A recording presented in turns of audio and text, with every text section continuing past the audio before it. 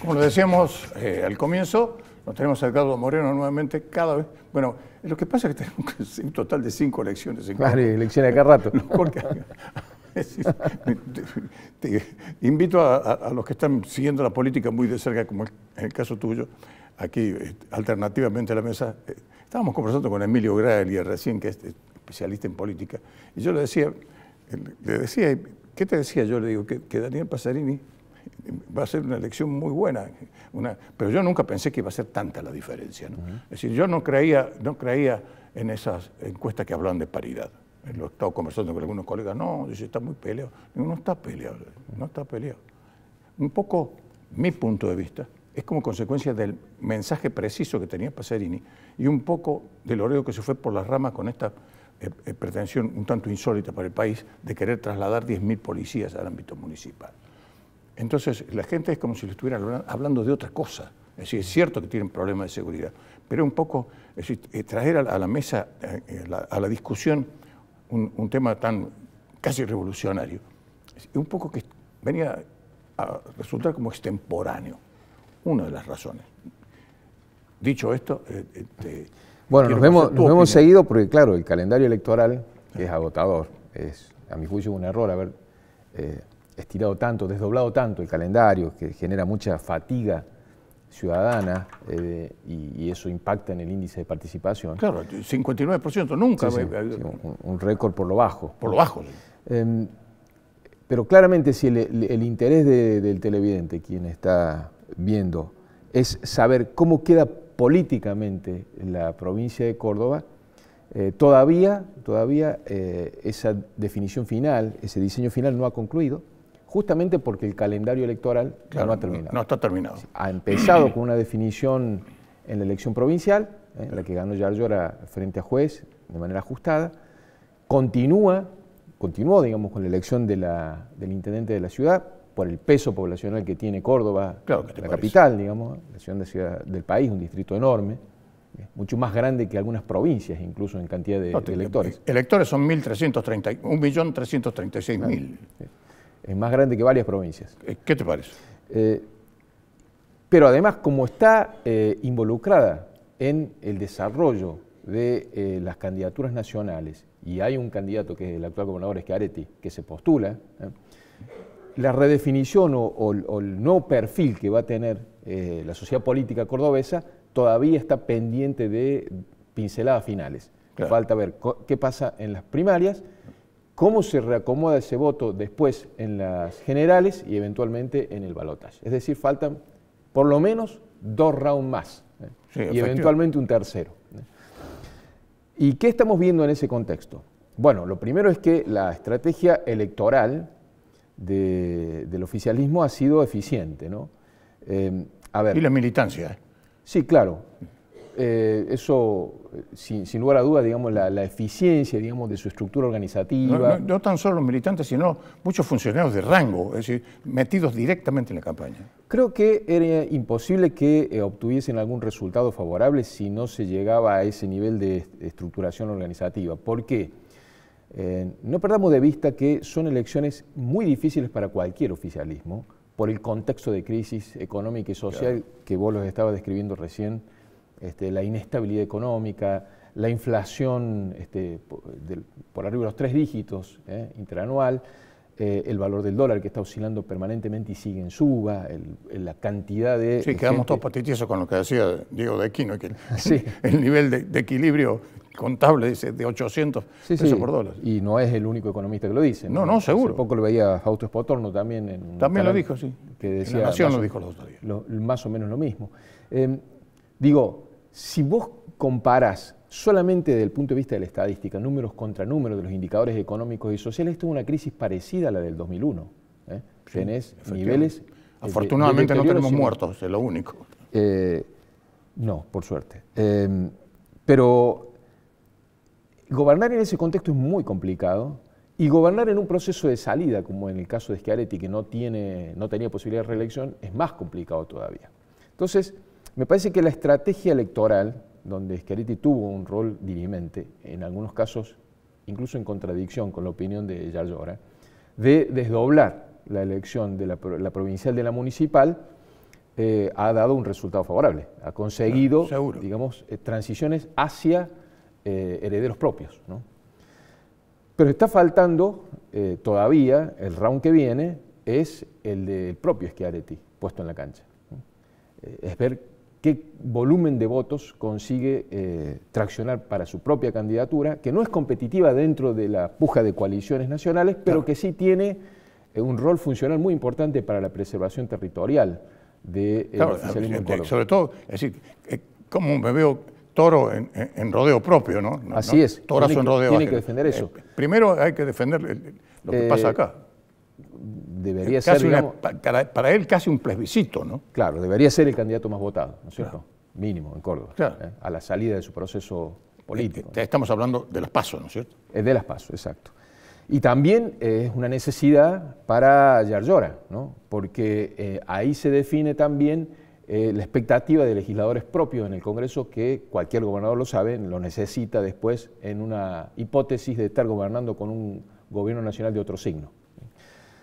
Pero luego que pasen las primarias, cambia el escenario, porque lo que se está produciendo es una traslación del liderazgo político del oficialismo de Schiaretti a Yarlora. Y Schiaretti es una estrategia de salida y la de Yarlora es una estrategia de ingreso. Entonces, en ese contexto... El de la nueva generación. Exacto, del recambio generacional y del traslado de la jefatura. Y también de cuál es el posicionamiento futuro del gobernador de Córdoba en un escenario nacional que está incierto. Por eso es que surgen las dudas y también las divergencias narrativas, por decirlo de alguna forma, o discursivas entre Yarlora y Schiaretti, que cada vez son más ostensibles, ¿no? Claro, porque el discurso de Yarlora era el discurso de un candidato a presidente, sí, el que decía, aunque decía vótenlo a Schiaretti, o un poco también para remediar el hecho de que lo había jubilado. Es decir, sí, acá empieza... Eso era en el primer round, en el round provincial. Digamos, es el round provincial, sí. Ok. Bueno. Pero no es solamente eso, es también una contradicción en términos de cuál va a ser el canal de expresión política del peronismo cordobés o del partido cordobés, como lo llama Yarlora, luego de las primarias. Porque Schiaretti había dicho, nosotros después de la primaria volvemos a hablar, o podemos volver a hablar, Conjunto por el Cambio. Al conjunto por el cambio, ¿no?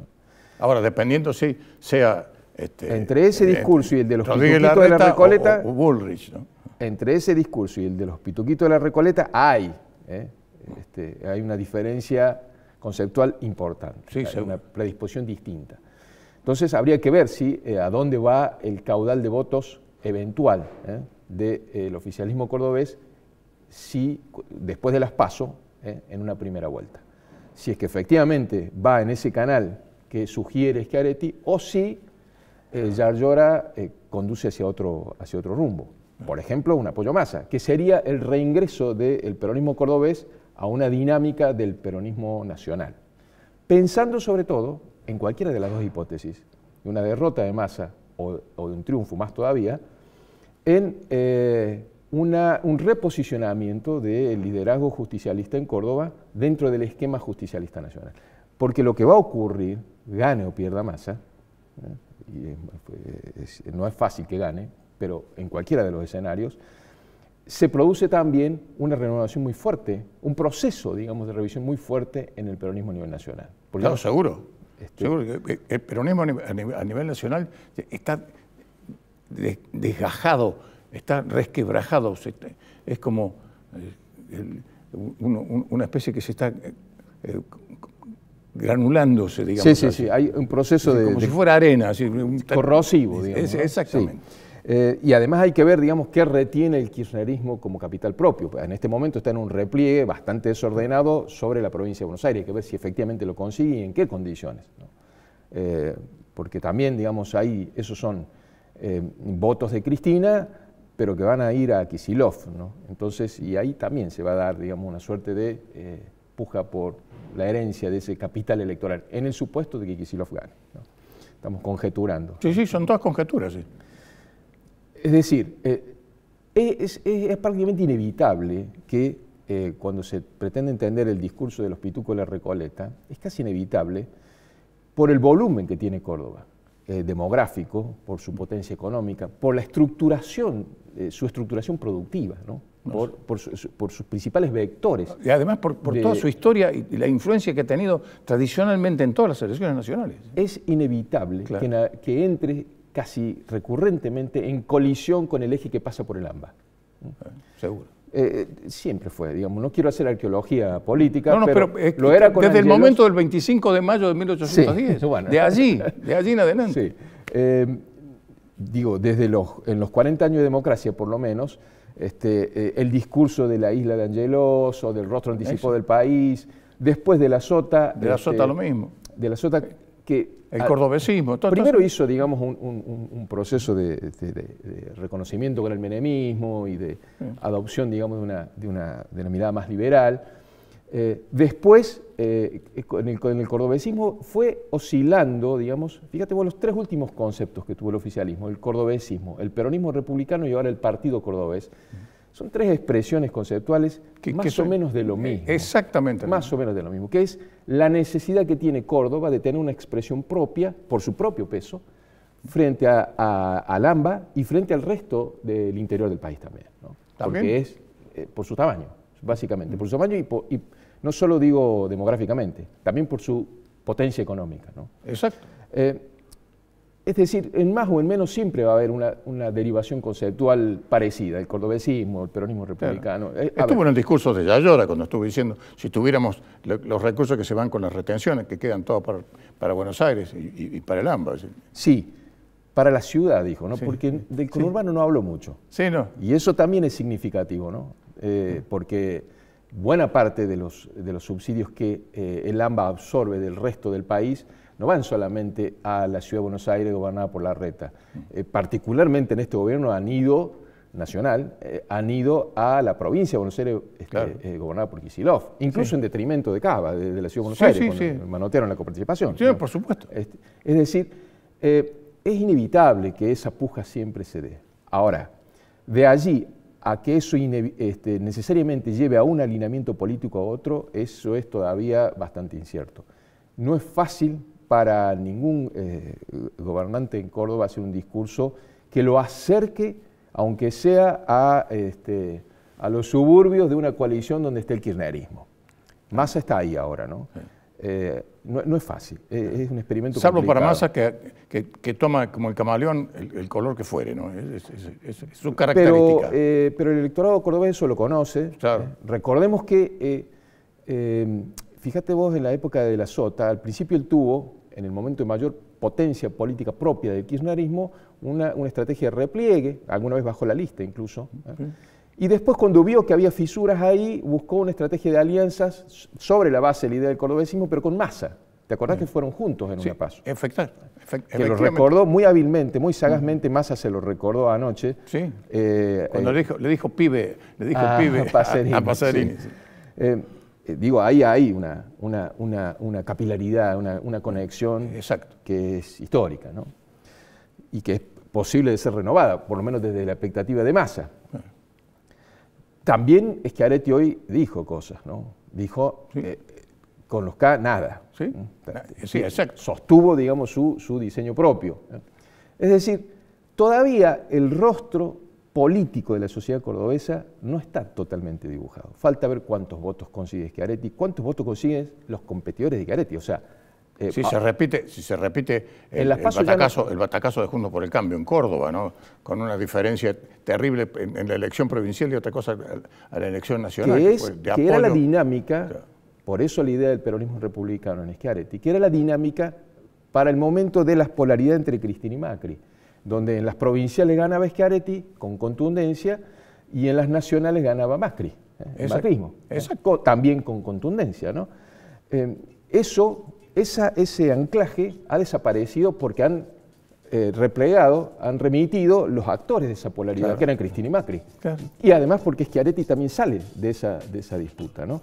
Entonces, yo creo que no hay que apresurarse a decir Córdoba es de este color, definitivamente, o de este otro color, hasta que no terminen todo el proceso, que recién lo vamos a ver finiquitado, digamos, el 10 de diciembre.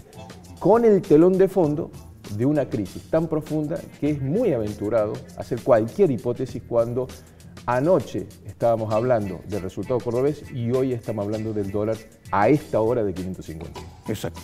Gracias, Ricardo. A vos.